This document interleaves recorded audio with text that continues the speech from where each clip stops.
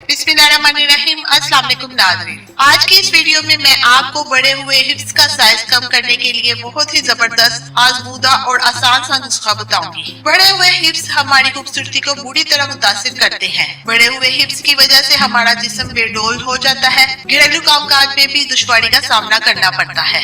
मगर आप परेशान ना हो, इस नुस्खे के इस्तेमाल से हिप्स की तमाम फालतू चर्बी पिघल जाएगी और हिप्स खूबसूरत शेप में आ जाएंगी। हिप्स को कम करने का नुस्खा ये है। अज्जा: सुहंजना आधा पाव, जिसका दूसरा नाम मूंगा है। लीमू 3 अदद। शहद 3 छोटे चम्मच।